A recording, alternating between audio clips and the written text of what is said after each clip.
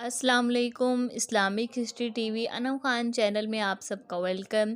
कैसे हैं आप सब? उम्मीद करती हूँ कि आप सब खैरियत से होंगे। आज मैं जो आपके लिए वाक़या लेकर हाजिर हुई हूँ उसका टॉपिक है याजूज माजूज का निकलना क़यामत है। आइए इसके बारे में एक छोटा सा वाक़या सुनते हैं।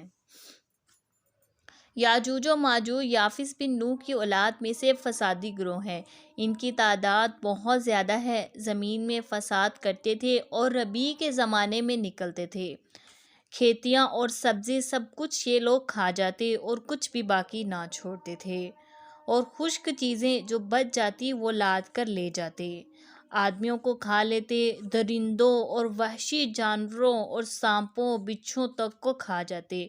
यानी इनमें रब ताला ने दरिंदगी के असरात गालिब कर दिए थे।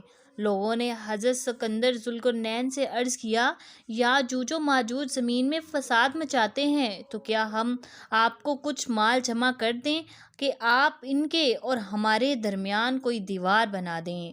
ज़ुल्करनैन ने कहा, माल तो अल्लाह ताला के फजल से मेरे पास बहुत है, तुम सिर्फ ताकत से मेरी अमदाद करो, एक मजबूत आर बना देता हूँ। इस तरह उन्होंने बुनियाद खुदवाई जो पानी की सतह तक पहुंची, और इसमें पिघलाए हुए तांबों से और पत्थरों की चुनाई की, और फिर लोहे के तख्त और ऊपर नीचे चुनकर इनके दरमियान लकड़ी और कोयला भरवा दिया और आग दे दी। इस तरह ये दीवार पहाड़ की बुलंदी तक ऊंची कर दी और दोनों पहाड़ों के दरमियान कोई जगह ना छोड़ी गई। ऊपर से पिघला हुआ तांबा दीवार में फैला दिया गया। ये सब मिलकर एक सख्त जिस्म बन गया।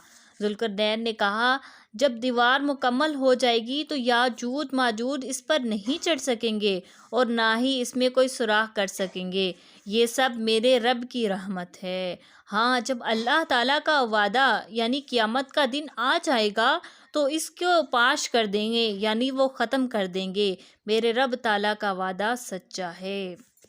हदीस शरीफ में है, याजूज माजूज रोज़ाना इस दीवार को तोड़ते हैं और दिन भर मेहनत करते हैं, जबकि इस दीवार को तोड़ने के करीब आते हैं तो इनमें कोई कहता है, अब चलो बाकी कल तोड़ेंगे, और दूसरे रोज़ जब आते हैं तो बाहुक्म इलाही पहले से ज़्यादा वो दीवार मजबूत हो चुकी होती है। जब इनके निकलने का वक्त आएगा तो इनमें से कोई एक कहने लगेगा, अब चलो इंशाल्लाह बाकी दीवार कल तोड़ लेंगे। इंशाल्लाह कहने का इन्हें ये फ़ायदा हासिल होगा कि उस दिन की उनकी मेहनत रायगा नहीं जाएगी।